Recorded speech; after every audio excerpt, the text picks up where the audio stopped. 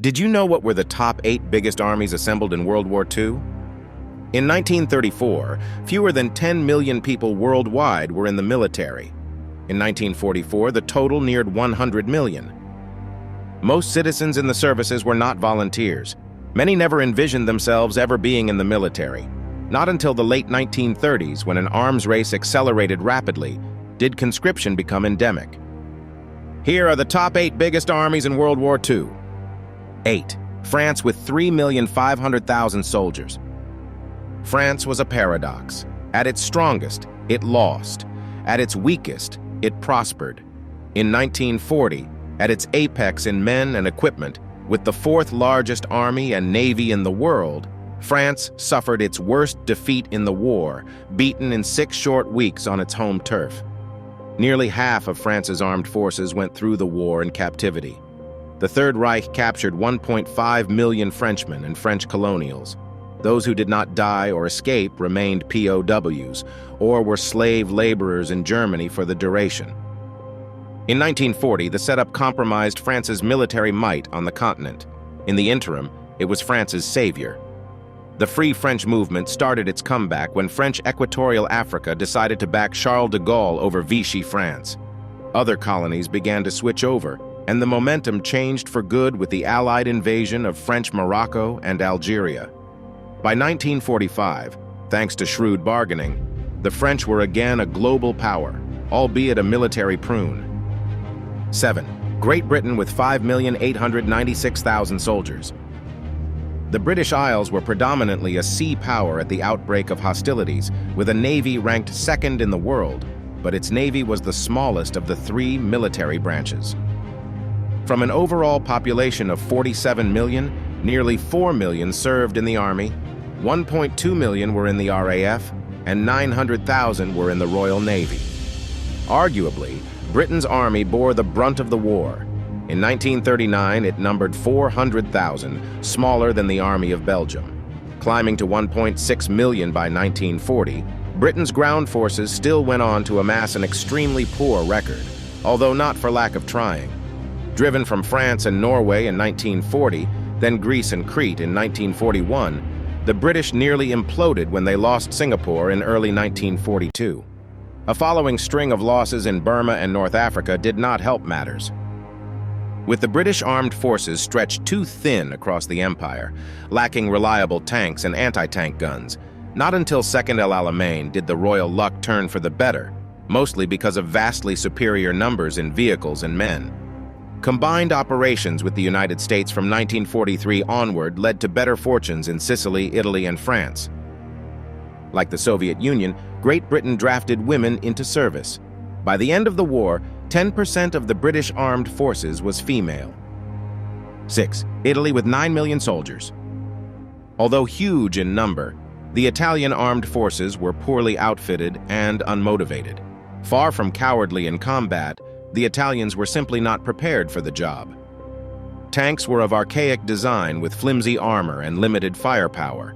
Artillery was at 1/10 of the volume of World War I and outdated. The Navy had no radar, no sonar, and no aircraft. The Air Force, what little there was, consisted of a fair number of biplanes.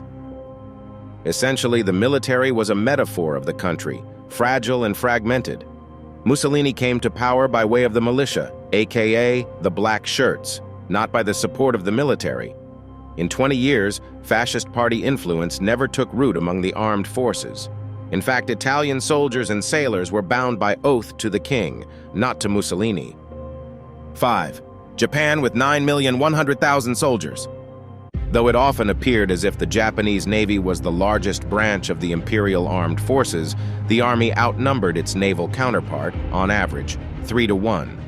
The heaviest commitment had always been China, where Japanese manpower ranged from 800,000 to 1,500,000. The Allies rationalized backing the inept Chiang Kai-shek on the belief that his nationalists were tying down the bulk of the Imperial Army. The Imperial Navy had the 2 largest battleships ever made, the Yamato and Musashi.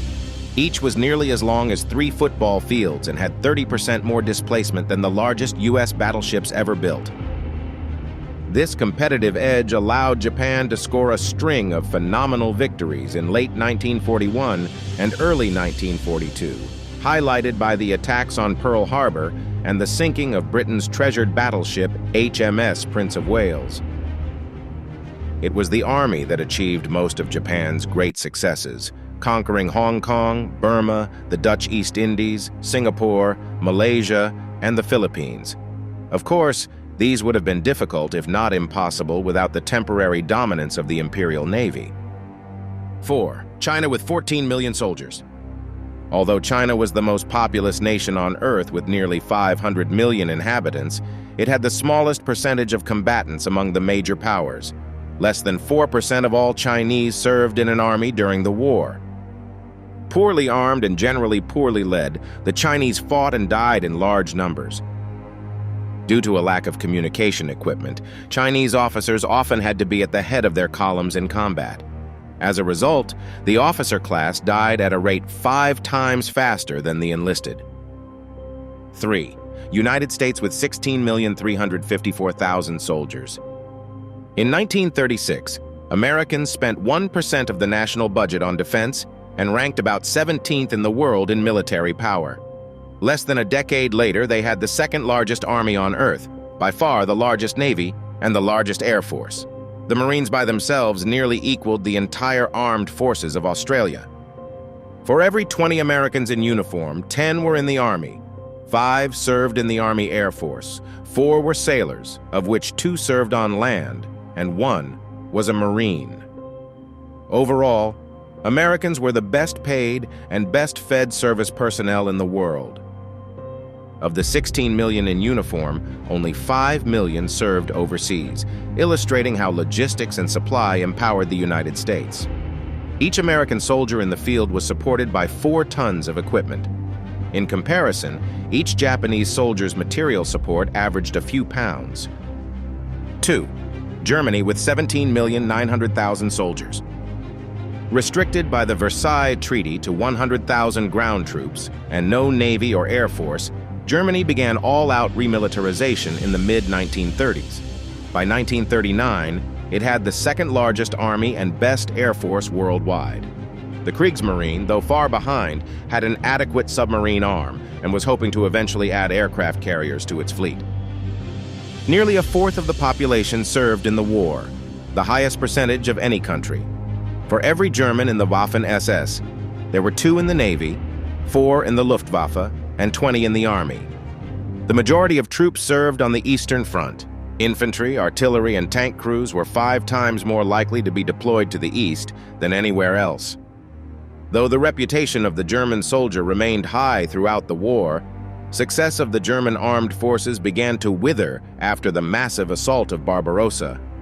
Numerically, the German army would not peak until late 1944, but their performance had reached a high point in 1941. Germany had some of the best ground troops in the war but could not replace the numbers they lost. 1. Soviet Union with 21 million soldiers. The largest country on the planet, the Soviet Union also had the largest armed forces ever assembled under one flag. By 1945, there were as many veterans in the Soviet Union as there were people in Mexico. More Soviet women served in the Red Army than Frenchmen served under Charles de Gaulle. Out of a total population of 190 million, 11% served in the military. Of these, the vast majority were in the massive Red Army. 15 of 16 Soviets in uniform were ground troops. Victory came at an exorbitant price for the Soviets, yet they were fortunate to avoid a 2-front war with Japan. Of the roughly 21 million Soviet troops that were mobilized, half became casualties.